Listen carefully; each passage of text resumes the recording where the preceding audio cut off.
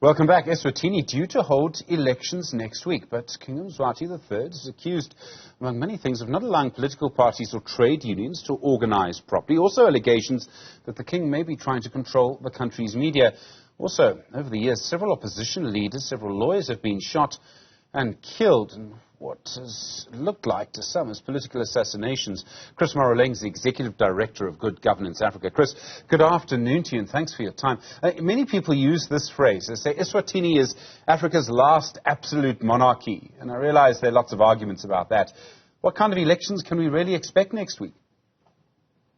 Well, the elections next week occur under this questionable system of governance that is definitely not inclusive, that is described as the Dingundla system. And the Dingundla system is really characterized by the predominance of this absolute monarchy in the form of King Mswati.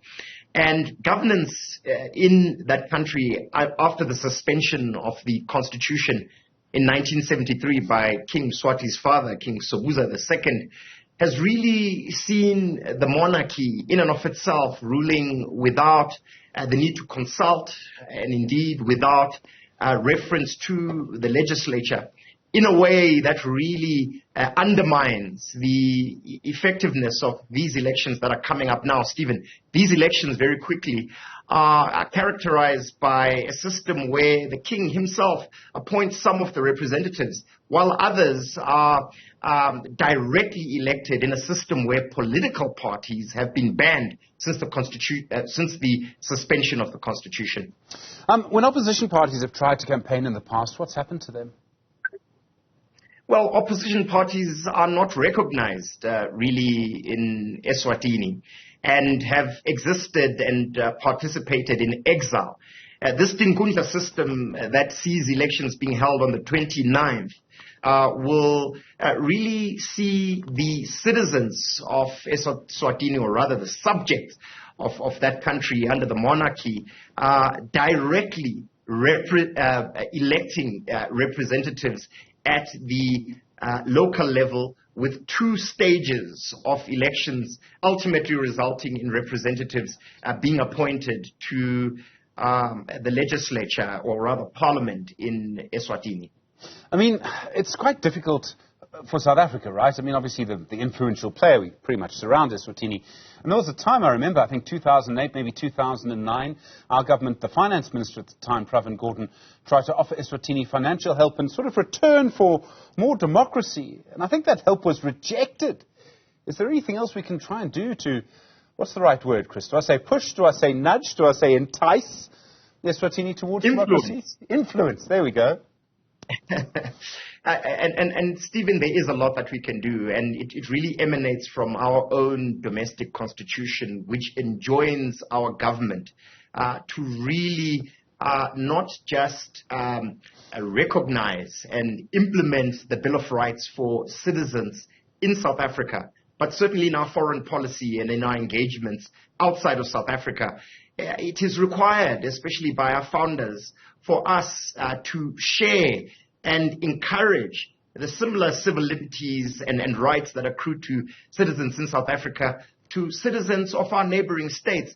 And that is why it is bizarre that in Eswatini, a country that we totally surround, that we have been unable to really influence the monarchy, not to relinquish its rights as a monarchy, but really to become a constitutional monarchy constrained by the rule of law and recognizing the rights of their subjects at law. It's interesting because in Eswatini itself, several groups have tried this. And in fact, there were protests not that long ago, about 18 months ago. I mean, the sort of government of Eswatini accused the protesters of using violence. And the protesters were the ones who said, well, look, we've had the army sort of using violence against us in the dead of night. I mean, when people have tried to push for democracy, even to hold a public protest, something that happens on the streets here every day, what happens? Severe consequences. A good example of this was a lawyer, human rights activist called Thulani Masebo, who was assassinated at his home in front of his family. And this was done by an expert marksman, allegedly a mercenary who was recruited from South Africa. So this is a monarchy and a regime that is not averse to using violence in order to ensure that this steely grip on power and authority in Swaziland is guaranteed, much to the benefit of the royal Dlamini household.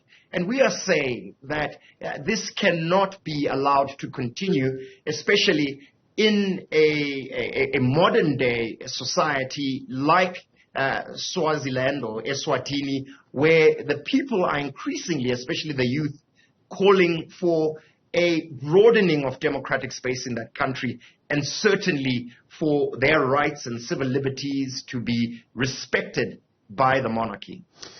Chris, I mean, it would seem to me these elections, I mean, they might remind me of previous elections, I'm afraid, just to the north of us, will come and go, and nothing's really going to change for the people of Eswatini.